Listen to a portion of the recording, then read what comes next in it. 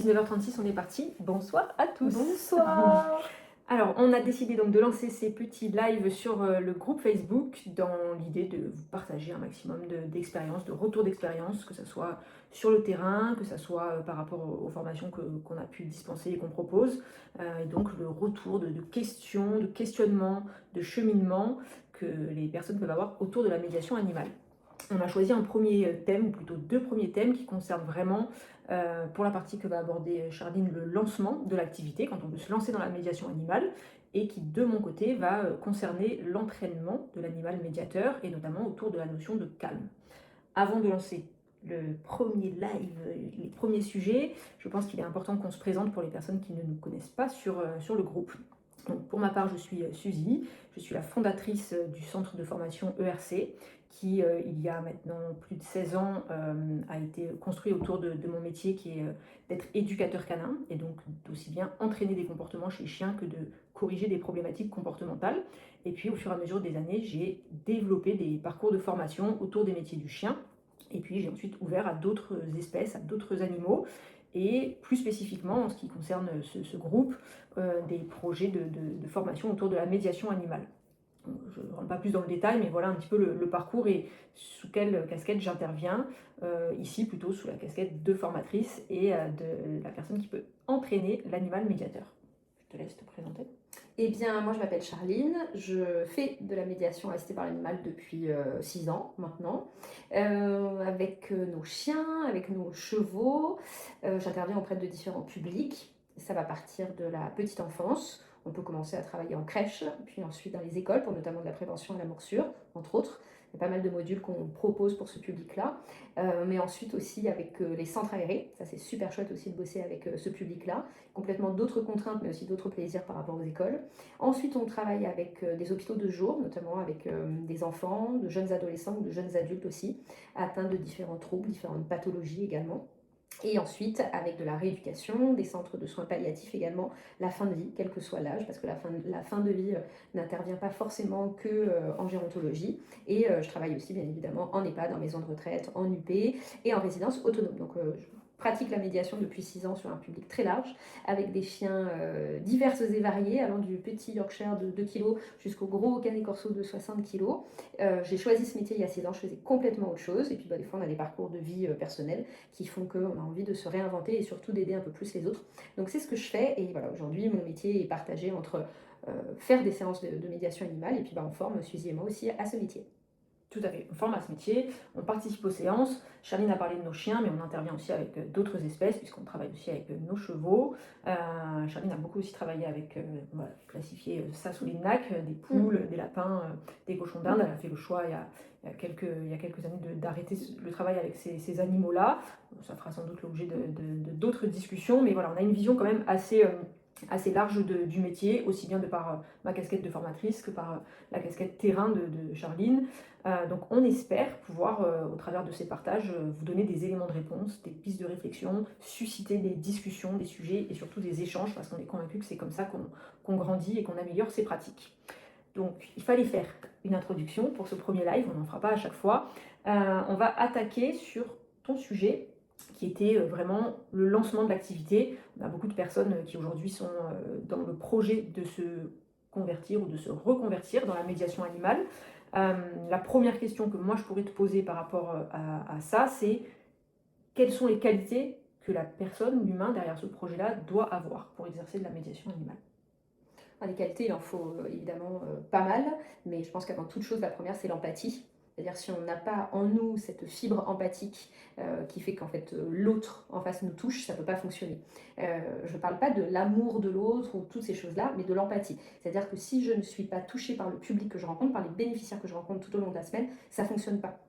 Quand j'ai commencé il y a 6 ans, j'avais très peu de connaissances sur, par exemple, les enfants TSA, donc le trouble du spectre autistique. Je me suis formée, mais j'avais avant toute chose, avant même de me former, j'avais bien évidemment un attrait pour ces jeunes-là, pour ces enfants-là ou ces adultes-là. Donc je pense que vraiment ce côté très altruiste et envie de comprendre et d'aider l'autre, c'est déjà la base.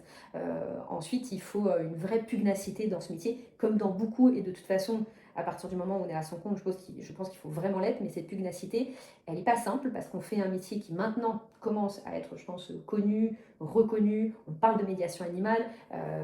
Enfin, moi, à l'époque, quand j'ai commencé, il y a 6 ans, et pourtant, ça fait pas 20 ans, mais il y a 6 ans, on était un peu vus comme les gens un peu étranges. Donc, il faut bien prendre en compte que des fois, on en parlait tout à l'heure dans une autre vidéo, on peut être vu comme les gens qui font mumuse avec les chiens, on se promène avec les chiens, et ça, il faut quand même être assez au fond de soi.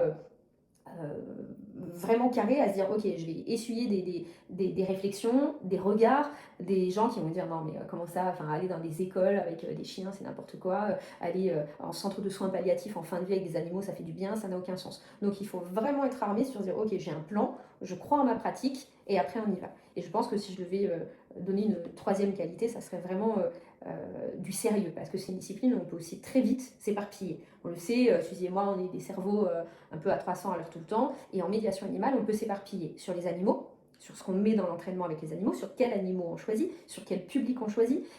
On peut vraiment très très vite s'éparpiller, et c'est là où on ne le dira jamais assez, le fait de se faire accompagner, le fait d'avoir une formation appropriée en fonction de ses besoins, c'est pour moi nécessaire. Ok. Une question tout autre, mais très importante et qu'on nous pose très souvent, mais qu'on va rarement aborder. Est-ce qu'on peut en vivre vraiment, concrètement? Parlons chiffres.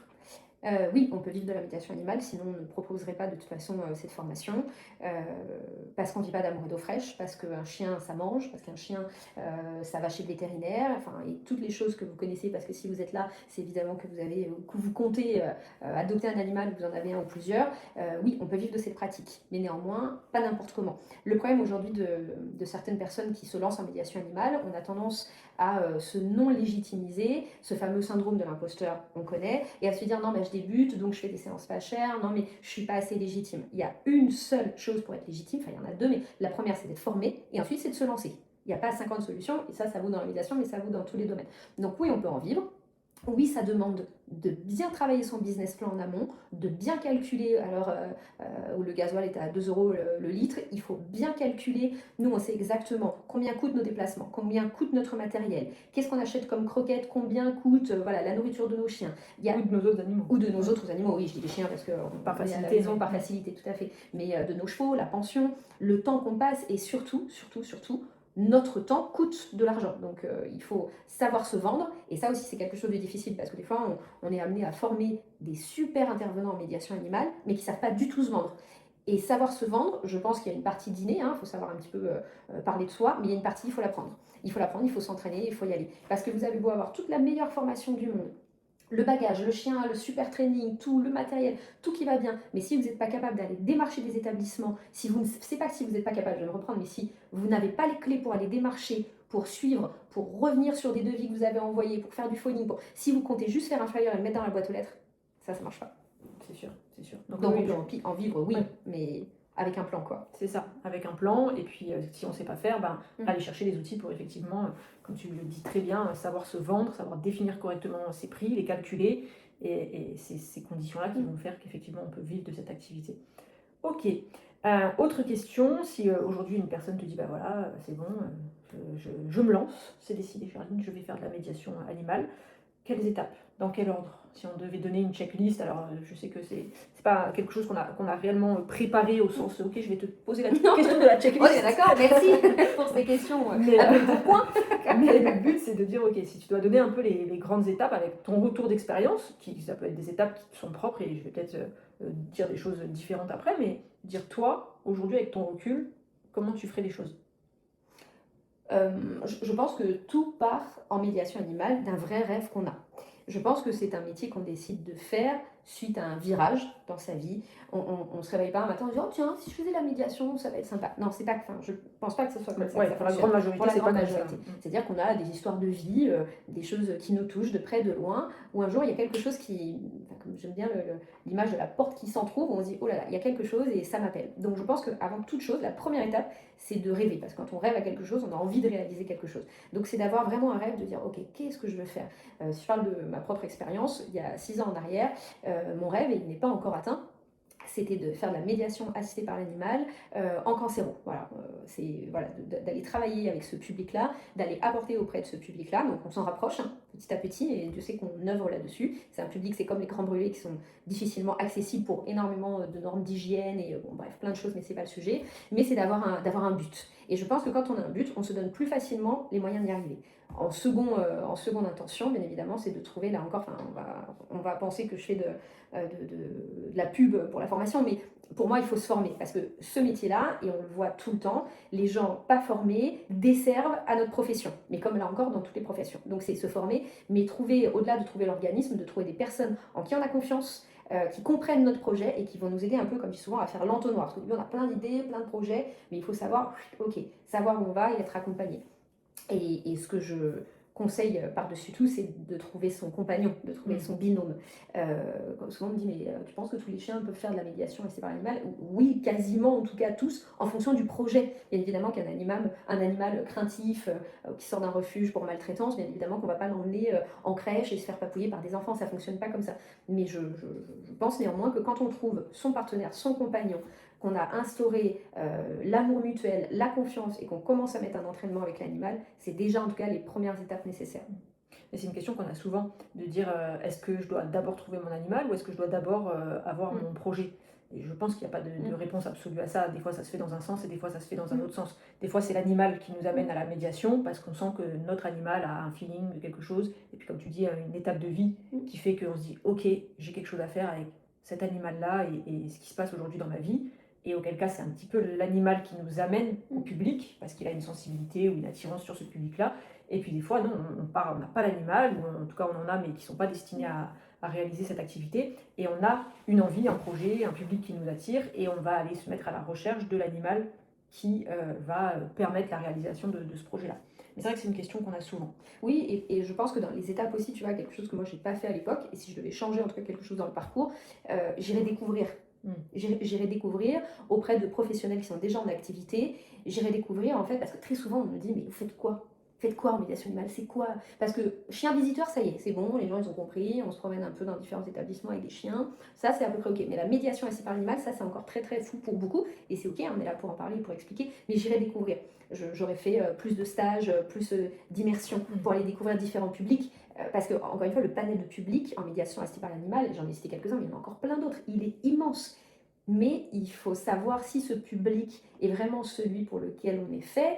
Est-ce qu'on va être suffisamment prêt ou prête à ça? Est-ce que notre animal aussi est en adéquation? Enfin, aujourd'hui, quand on va travailler en médiation dans une unité protégée et quand on va travailler en médiation avec de jeunes adolescents qui ont vécu des choses terribles et qui sont dans des chocs post-traumatiques, c'est pas du tout la même formation pour le chien, et pour l'humain, c'est pas du tout la même chose aussi. Donc je pense que j'irai faire des immersions et des stages pour être sûre de la première direction dans laquelle je vais. Et après, la vie, elle nous emmène dans d'autres chemins de toute façon. Oui, et pour rebondir sur le sujet de l'animal, c'est qu'effectivement, on peut avoir pour objectif d'avoir plusieurs publics cibles, plusieurs publics bénéficiaires, et pour autant, un même animal n'est pas capable d'aller sur tous les publics. Certains le sont, certains sont vraiment très polyvalents, je veux dire, ce mot qui n'est pas très joli dans la pratique, mais ok, avoir un chien qui est plutôt polyvalent sur le public, et on n'en a pas du tout.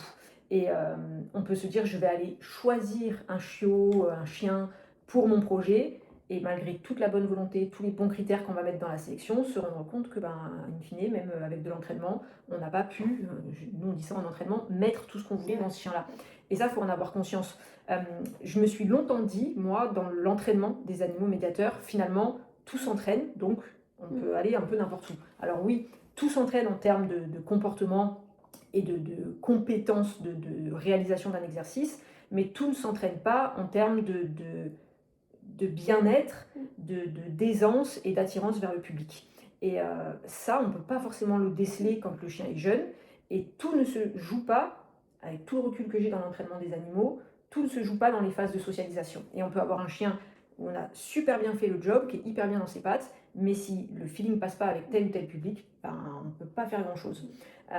Et après, là, c'est notre éthique, et elle est propre à chacun, notre éthique, de dire, ok, est-ce que j'y vais quand même, à quel degré d'inconfort je place mon animal, le consentement, pas le consentement, comment j'amène tout ça. Donc bien évidemment, j'ose espérer qu'on est tous ici avec cette volonté que l'animal soit consentant et que tout se passe bien.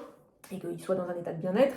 On sait que des fois, voilà, d'une séance à une autre, il peut y avoir un peu des niveaux émotionnels différents, mais quand on a vraiment un animal qui est en opposition et en inconfort complet avec le public que nous on a choisi, il va falloir changer d'animal. On va pas dire prendre celui-là, le reposer en refuge et en prendre un autre, mais se dire ok, cet animal-là, je vais peut-être pas l'utiliser avec ce public et développer un autre public et acquérir un autre animal ou concevoir le projet différemment.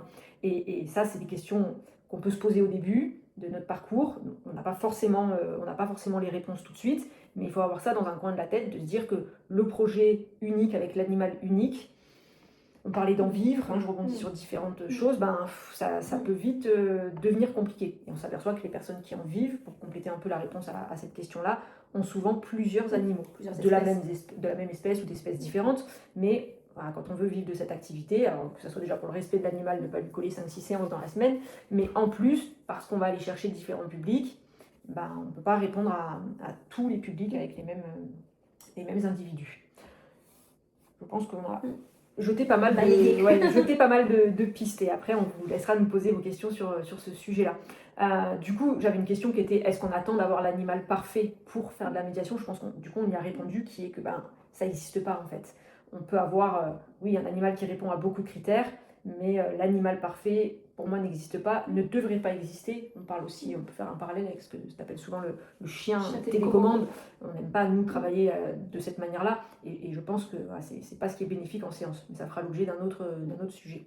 Ok, 2 questions encore. La prochaine, si je veux me lancer rapidement, est-ce que tu peux me dire avec quel public je peux démarrer facilement? Ok, l'affinité au public, etc. Mais je parle un peu, je veux me lancer, il faut que j'arrive à faire des séances. Il y a 2 publics qui sont pour moi facilement accessibles. Le premier serait les enfants en centre de loisirs. Donc centre de loisirs, on est sur les vacances scolaires ou le mercredi. Bien souvent, les centres de loisirs ont un petit peu de budget, en fonction des collectivités et des possibilités, mais il y a un petit peu de budget, et ils sont très très souvent en recherche d'activités. Et souvent on les met un peu de côté en se disant centre de loisirs égale école, alors que pas du tout le même fonctionnement, pas du tout géré par les mêmes personnes, pas du tout les mêmes règlements intérieurs, donc rien à voir. Donc pour travailler avec des enfants, parce que beaucoup aiment travailler avec ce public-là, beaucoup ont des chiens qui sont assez entraînés, le rapport à l'enfance est ok. Donc les centres de loisirs, je trouve que c'est quelque chose d'assez facile à démarcher. Enfin, moi je crois que sur tous ceux que j'ai démarchés, je crois que j'ai jamais eu de retour négatif, parce qu'encore une fois, ils sont toujours en envie de découverte. Et sur un deuxième public... Attends, parce que là dans le premier public, il y a des enfants du coup. Oui. Ouais. Faut aimer les enfants, quoi. Ah, faut aimer les enfants. Ouais. Faut un premier petit public, un petit peu. Il y a du budget, mais il y a du budget, mais il y a des enfants. Il faut aimer les enfants. Ouais. Et du coup, tu travailles dans des écoles quand même. Ah, alors, pas pendant l'école, mais c'est oui. voilà.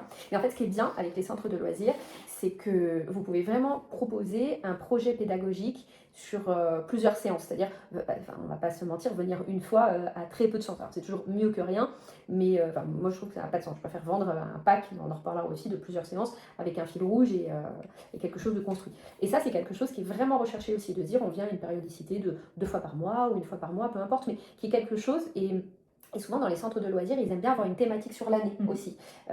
Et bien souvent, l'animal peut très facilement s'intégrer au sein de la thématique. Donc ça, je trouve que les enfants, c'est quand même très facile dans les centres de loisirs de s'intégrer pour commencer à travailler rapidement. Et ensuite, je mettrai les maisons de retraite, les EHPAD, les unités protégées et assimilées, pas les résidences autonomes, là c'est beaucoup plus difficile. Mais en tout cas, les maisons de retraite, là encore, ce sont généralement des structures qui ont un budget en interne, donc c'est assez facile d'aller gratter un petit peu de leur budget. Les animatrices ou les animateurs sont tout le temps en recherche aussi de nouveautés. Il y a un public, on le sait, en France, on a une population extrêmement vieillissante. Les EHPAD ouvrent de partout. Donc on a beaucoup plus de personnes âgées, en tout cas, auprès de qui intervenir. Donc oui, ces publics-là sont assez facilement... Pour commencer, c'est assez facile. Et c'est assez simple pour les animaux. Généralement, dans un cas comme dans l'autre, ils sont quand même assez bien encadrés par les soignants ou par les personnels de mairie qui gèrent les centres de loisirs. Donc les deux sont assez simples. Oui, et on parle de simplicité en termes d'accessibilité, en termes de contrat. De signer un contrat. On ne parle pas de séance. On peut y aller sans formation, etc. Non, c'est vraiment pas ça l'idée qu'on veut donner. C'est simplement que oui, pour commencer à avoir des séances, je n'arrive plus à m'exprimer, pour commencer à pouvoir développer des séances, c'est effectivement facile de rentrer dans ces établissements-là. et de démarcher les deux en parallèle, hein, une fois que la formation est terminée, que le chien là encore est entraîné. Je trouve ça hyper sympa de pas se cantonner à un seul public au début. Ça peut être vite assez monotone aussi. Et en fait, les enfants vont vous donner des idées d'ateliers pour le troisième âge et le troisième âge va vous donner inversement des idées pour les enfants. Et cerise sur le gâteau, c'est de faire des séances transgénérationnelles, évidemment. J'adore. Elle va en reparler beaucoup. Oui, je vais en parler beaucoup parce que je trouve ça trop bien de faire intervenir dans un sens ou dans l'autre. Mais et ça, vraiment, on essaye le plus souvent de le faire, mais de faire venir quelques personnes d'une maison de retraite au sein d'un centre de loisirs ou inversement d'amener les petits. Ça se fait de plus en plus. Et surtout dans les villages. Dans les villages, petits ou gros villages, avec encore une vraie envie de cohésion. On a tous et toutes ou des nouveaux maires ou en tout cas une continuité dans les municipalités. C'est aussi maintenant qu'il faut y aller. Pour les mairies qui ont changé, en tout cas d'élus et de maires, c'est le moment de se lancer aussi, d'aller dire ok, bon ben voilà, quels sont les projets pour l'enfance, pour nos aînés, est-ce qu'on peut faire du transgénérationnel? Il faut oser. Mais on en revient aux qualités, tu me posais la question des qualités fondamentales pour ce métier, mais comme tout entrepreneur, c'est aussi d'oser. C'est d'oser et de ne jamais, ça on le dit depuis des années, mais de ne pas attendre que les autres fassent avant nous, parce que nous on est bien comme ça aussi. Dès qu'on ouvre nos téléphones et qu'on avait un projet dans la tête et qu'on voit quelqu'un l'a fait avant nous, on se dit mais mince, donc il faut faire, donc il faut se former. Et une fois qu'on est formé, il faut y aller. Parce que personne ne va toquer à votre porte en disant ma petite Suzy, tu veux pas venir faire la médiation dans mon EHPAD s'il te plaît, puis je vais te payer 5 000 € par mois. Ça n'existe pas. Dommage. Dommage. Mais voilà, je vais lever le voile sur un truc, mais non, ça n'existe pas. Ah, on vient rarement vous chercher. Ok, une dernière question. Si tu dois donner un conseil au moment de se lancer, et on terminera là-dessus. Ah oui, on n'a pas préparé. On n'a pas préparé. Un seul conseil. Oui, il est là mon problème, c'est pas le conseil, c'est un. Je veux dire petit. Ah oui, je dirais un seul conseil, c'est de... Ah ouais, mais c'est un le problème. A few moments later. Un conseil, un seul.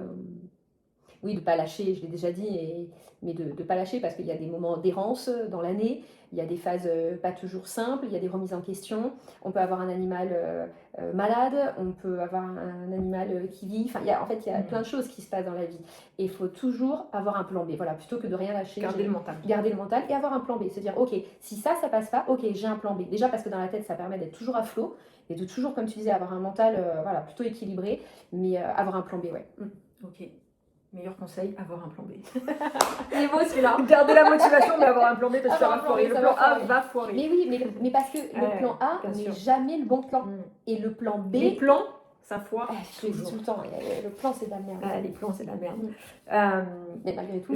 J'ajouterais que, et c'est pas encore une fois pour dire formation, mais bien sûr que le meilleur conseil qu'on puisse vous donner, c'est choisir une bonne formation. Et une bonne formation, c'est vraiment la formation qu'il vous faut à vous. C'est pas un tel l'a fait là, ou nous on a ça comme formation, je pourrais là étaler tous les bénéfices de notre formation à nous. Non, notre formation ne va pas correspondre à tout le monde, et tout le monde ne va pas correspondre à notre formation. Mais par contre, prendre le temps de chercher la bonne formation, pas parce qu'elle est finançable ceci, ou en distanciel, ou il y a de la pratique, ou c'est à côté de chez moi, ou ah oui mais il y a telle espèce, et non, c'est vraiment prendre le temps de trouver la formation qui vous corresponde et qui s'adapte à vous et à votre projet. Et ça, je pense que c'est important, et une bonne formation devrait, à mon sens, comporter cette partie un peu coaching de l'humain, outiller l'humain sur savoir comment se vendre, savoir être aussi un entrepreneur. Parce que comme dans tous ces métiers-là où on s'installe à son compte, on le voit dans le milieu, alors j'ai formé énormément d'éducateurs canins, mais on le voit dans les éducateurs canins, tu peux être un super bon éducateur canin, si tu n'es pas un bon entrepreneur, ça marche pas. Et c'est pareil en médiation animale. Si tu n'es pas capable, tu l'as très bien dit, c'est pas la bonne formulation. Si tu n'es pas correctement outillé pour être un bon entrepreneur, ça va foirer. Et ça s'apprend. Hein. Ça s'apprend. Et ça fait partie de la formation ou alors d'une formation complémentaire. Et tu disais tout à l'heure, toi tu formes des gens depuis plus de 10 ans maintenant, mais dans le fait d'accompagner dans ces projets-là, ce sont des projets encore une fois avec une histoire de vie bien souvent, avec quelque chose qui vibre à l'intérieur, c'est une seconde partie de vie, enfin bon bref, c'est quelque chose d'assez poignant. Nous ce qu'on aime c'est accompagner, c'est ça qu'on adore. On aime faire grandir un projet, on aime quand ça part un peu dans tous les sens et mettre un peu de cadre, et surtout l'accompagnement. Donc trouver les personnes qui en effet vont vous accompagner sur la durée. Parce que quand on est entrepreneur, on le sait, on l'est tous les deux depuis bien longtemps et on l'a été bien longtemps chacune dans notre coin, on est seul. On est seul, vous êtes seul avec vos soucis, vous êtes seul avec vos questions, vous êtes seul. Alors c'est très gratifiant parce que du coup vous êtes seul maître à bord et seul à trouver des solutions aussi. Ça c'est quelque chose de très très gratifiant. Mais des fois, qu'est-ce que ça fait du bien de dire bah tiens, à mes formatrices, j'envoie un petit message ou j'ai une baisse de motivation, je passe un coup de fil, je fais un petit audio, on échange et ça repart en fait. Et ça c'est vraiment important. Donc je dirais que la formation que vous allez choisir, qui est vraiment que, comment on dit, enfin en ligne. Oui. Tout en distanciel, en ligne, sur un truc à lire et vous n'avez jamais personne au téléphone. Enfin, je crois que ça marche pour personne en fait. Ça marche plus surtout. Ça marche plus et on n'a pas envie de ça. Donc faut bien s'entourer. Faut bien choisir. Ok. Je pense que sur ce premier sujet, on est bon. Si vous avez des questions sur cette première thématique, vous pouvez les poser On sait pas trop via là. le chat. Ouais, on ne sait pas trop encore comment ça fonctionne, mais posez-les, débrouillez-vous. Et si on répond Posez pas, des c'est pas du questions. snobisme. Hein. Voilà. C'est juste qu'on n'a pas. C'est juste qu'on ne voit pas comment ça fonctionne. Je pense que vous avez une petite bulle de commentaires, un truc, ouais, mais on n'a pas les mêmes. Mais voilà, postez un petit commentaire et on tâchera d'y répondre soit là parce qu'on les attrape au vol, soit avant de raccrocher le live, Oui. on allumera le deuxième ordinateur pour regarder un peu les questions que vous avez posées et y répondre. Deuxième thématique qu'on devait aborder était une thématique plus orientée sur l'animal, sur l'entraînement de l'animal. Personnellement, j'aime mieux parler d'entraînement que d'éducation. Alors l'éducation est souvent un terme qu'on emploie quand on parle du chien avec l'éducation canine. Moi, j'aime bien parler d'entraînement parce que on se rend compte au final que on a besoin d'entraîner des comportements plus que d'éduquer. L'éducation, c'est quelque chose que vous faites au quotidien. L'entraînement, c'est quelque chose dont on peut avoir besoin par rapport à des comportements précis. Donc, je distingue ces deux termes-là. La thématique était ici de parler du calme chez l'animal médiateur. Je vais essayer de m'astreindre à parler de l'animal et pas du chien, c'est une facilité qu'on a, mais vraiment parler de l'animal. Quel que soit l'animal avec lequel on va intervenir en médiation, il va être important que cet animal soit relativement calme. Ça ne veut pas dire placide, ça ne veut pas dire qu'il n'intervient pas dans la séance, ça ne veut pas dire qu'il n'exprime pas sa personnalité, mais ça veut dire qu'il est capable d'être calme. Et ça passe par un premier apprentissage, un premier entraînement au quotidien avec l'animal quel qu'il soit, c'est l'entraînement à ne rien faire. Et c'est quelque chose qu'on sous-estime. Alors, on sous-estime énormément quand on parle du chien, parce que nos chiens sont toujours sollicités, stimulés, on veut à tout prix socialiser, on veut à tout prix que le chien fasse des choses, répondre à des commandes, etc. Mais on oublie que l'apprentissage élémentaire et ce qu'il va devoir faire le plus souvent en médiation, c'est rien. C'est être là et ne rien faire.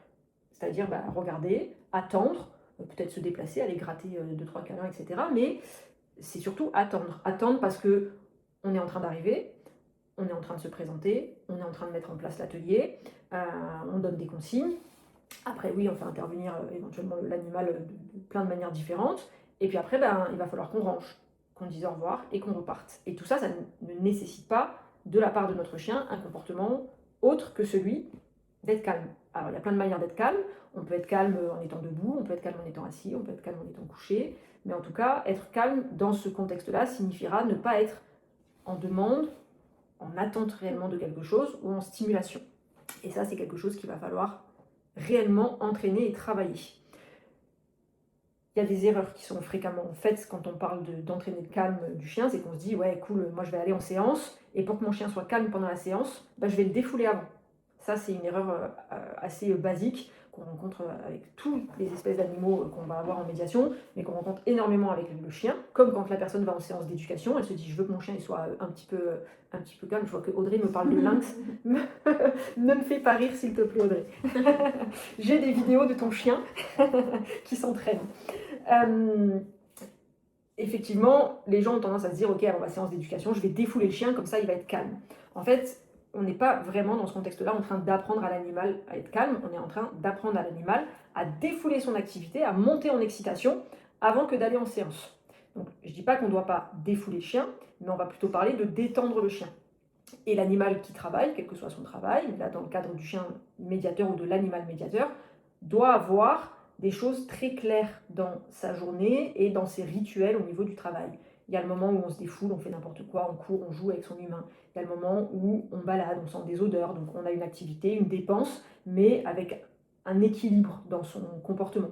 Et puis il y a le moment où vraiment on va se poser et ne rien attendre, ne pas être en attente, ne pas être en stimulation, ne pas être en demande. Et du coup, l'humain, lui non plus, ne va pas être en sollicitation sur le chien. Puisque être calme, c'est pas être sur un exercice de pas bouger, par exemple. Être sur un exercice de pas bouger, c'est faire quelque chose. C'est ne pas bouger en attendant l'ordre libérateur, la consigne libérateur. Non, nous, on veut vraiment que le chien soit simplement calme, posé, soit là dans sa bulle, peut-être regarder, observer les gens, peut-être même, alors pourquoi pas, quand on entraîne le calme, être avec une mastication, un tapis de léchage, ok, mais je suis calme. Pourquoi c'est important? Tu compléteras si tu penses que j'oublie des choses, mais le calme, c'est important déjà pour la sécurité des bénéficiaires, de ne pas avoir un chien qui vient ressolliciter, sauter, gratter, gémir, aboyer. Donc la sécurité des bénéficiaires, mais aussi le bon déroulement de la séance. Si vous êtes en train d'expliquer et que le chien aboie, gémit, sollicite, bah, ça va vous couper vous aussi, ça peut vous déstabiliser. Alors, on l'a dit tout à l'heure, on ne fait pas des chiens robots, c'est quelque chose qui arrive, c'est arrivé sur la séance de cet après-midi d'avoir Romy, notre énorme canet corso, qui d'un coup lâche un gros mouf dans la séance parce qu'il trouvait que c'était un petit peu long nos explications et qu'il aurait bien aimé participer à l'activité, c'est ok. Mais vous pouvez avoir des bénéficiaires qui du coup vont se refermer parce que ça leur fait peur. Si vous ne vous attendez pas à ça, ça peut vous déstabiliser vous. Et puis on le sait, quand on se lance, oh là là, le chien qui n'est pas parfait, qui se met à aboyer pendant la séance, qui a sauté, qui a griffé un tel et qui a un peu pincouillé parce qu'il a voulu prendre son jouet, ben, ça peut vraiment nous donner un scénario catastrophe et complètement nous déstabiliser. Donc c'est vraiment quelque chose qui se prépare et qui s'entraîne. Et souvent, je rebondis sur ce que tu dis, souvent parce que des fois ça nous arrive, ou ça nous est arrivé, enfin si Romy il le fait encore, il l'a encore fait tout à l'heure, il arrive, enfin, on laisse faire. Parce Romy que c'est encore plus fin que oui, ça, Romy oui. c'est le chien qui anticipe, qui sait qu'on va faire. Il sait ce qu'on va faire, c'est ça. Oh, et oh, bon, on le fait, et on il va se mettre à aboyer. Mais Venom, par exemple, qui est plus jeune, Venom, des fois, il est encore plein d'hormones, c'est un chien qui est entier, donc des fois, il est plein d'impatience, plein d'excitation. Et en fait, les erreurs que souvent on voit, c'est « oui, c'est bien mon chien, ça va ». Et en fait, on renforce. Tout à fait. On renforce. On va donner une croquette pour que le chien se taise. Enfin, et en fait, on arrive, c'est les premières minutes, et c'est n'importe quoi. Et c'est le chaos. Et en fait, on renforce ça. Et là, on se met dans le mal, mais direct. Tout à fait. Parce qu'effectivement, les erreurs que j'ai commencé à citer, c'était de vouloir fatiguer le chien avant de vouloir le défouler, mais effectivement toute la catégorie des renforcements involontaires. Quand on veut entraîner un comportement chez un animal, une attitude, il faut commencer par s'entraîner nous-mêmes. Et on ne s'entraîne pas ni nous, ni lui au cours d'une séance. On s'entraîne en dehors de la séance pour pouvoir nous acquérir des bonnes habitudes et des bons réflexes et pour que le comportement commence à s'imprimer et s'intégrer dans l'esprit de l'animal. Ok.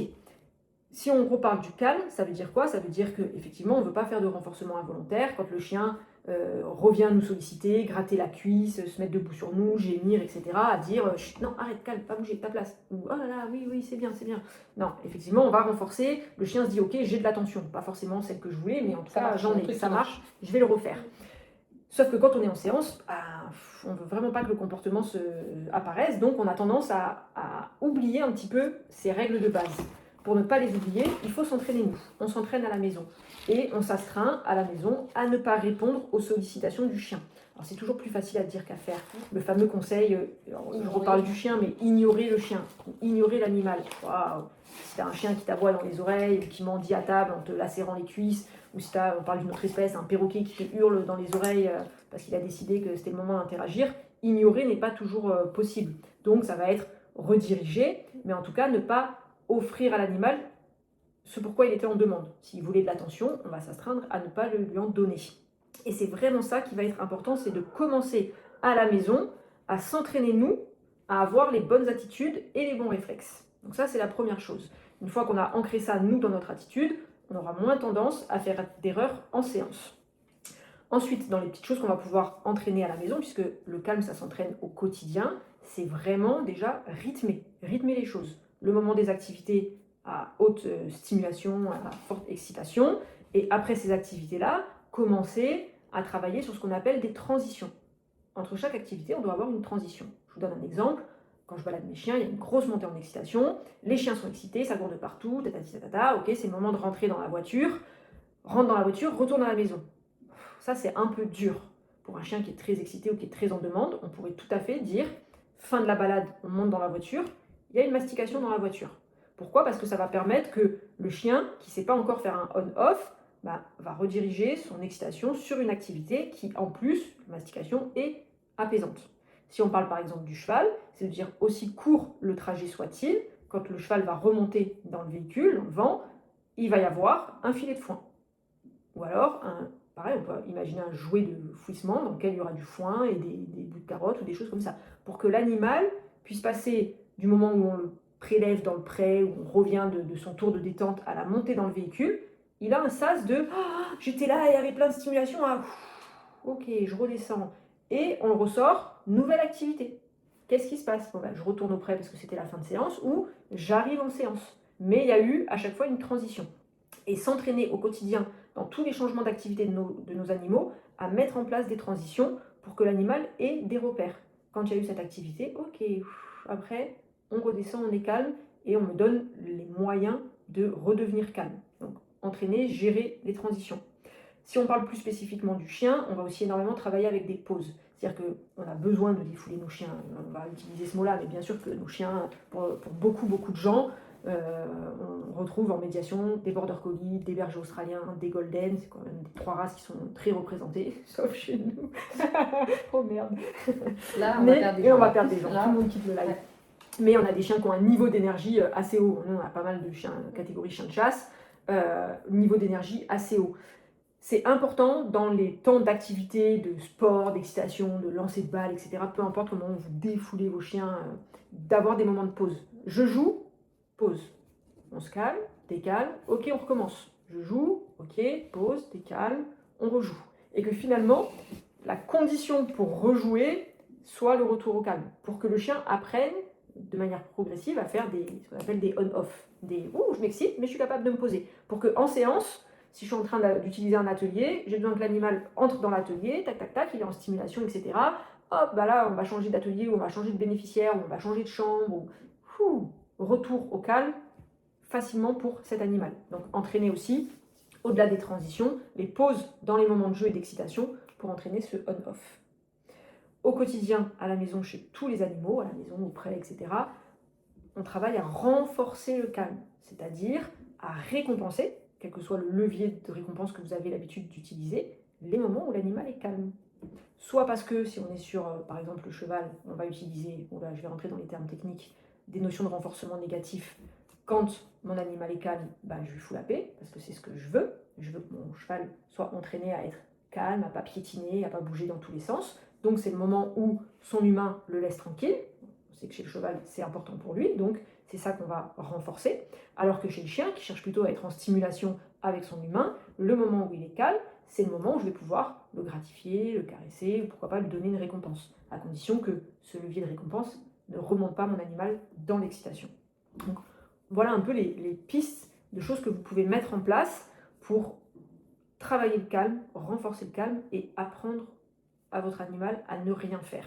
Et apprendre à ne rien faire, c'est apprendre à être posé là, à côté, c'est bien, sans rien attendre. Ne pas être vraiment en stimulation à ce moment-là. Parce que souvent, on demande ça à notre chien, mais on en est bien incapable nous-mêmes. Ah non, je suis classe. Et je pense que ça passe par ça aussi. C'est-à-dire que on a beau poser le meilleur entraînement du monde, mais si nous, humains, leaders, tu vois, chef de meute, tu vois, mal alpha, tu vois, feu mal alpha, alpha. Mais en tout cas, si nous, l'humain, on n'est pas capable de donner le là en étant aussi dans la redescente, ça marche pas. Et je pense qu'il y a un temps aussi pour tout. Donc toi, tu parlais des pauses pendant la séance. Si je peux ajouter la pause après. Nous, quand on sort de médiation, on est pleine d'adrénaline. Et le chien, c'est pareil. Alors évidemment, on ne redescend pas tous en même temps, au même stade. On n'est pas montés tous en même temps aussi haut aussi. Mais je pense que sur ces moments où on demande du calme, que ce soit avant, à la maison, pendant la séance, après, peu importe, mais si nous, l'humain, on n'est pas capable aussi de ralentir, de respirer, coucou le doga, je pense que ça ne marche pas. C'est-à-dire que si on demande, mais calme-toi, faut être calme, et que nous-mêmes, on est là-haut, c'est pas possible. Et en médiation animale, si ton chien et toi, tu fais pas vraiment un duo sur la même longueur d'onde, ça marche pas. Donc je pense qu'il y a aussi une vraie part aussi de regard vers soi-même, de dire, ok, est-ce que ce que je demande, est-ce que moi, je suis capable dans mon quotidien d'avoir ces moments où je respire, je fais un stop, arrêt sur image, et de quoi j'ai besoin? Ok, moi, j'ai trouvé les clés, et j'aide mon chien à trouver les siennes. Tout à fait. Et ne pas confondre être calme avec être placides, Ouais, inactifs amorphes. dans la séance. Ah Hein. oui, On non, a des non. chiens qui sont très actifs, qui peuvent sauter sur les fauteuils, sauter sur les lits, sauter Mm. sur les tables, etc.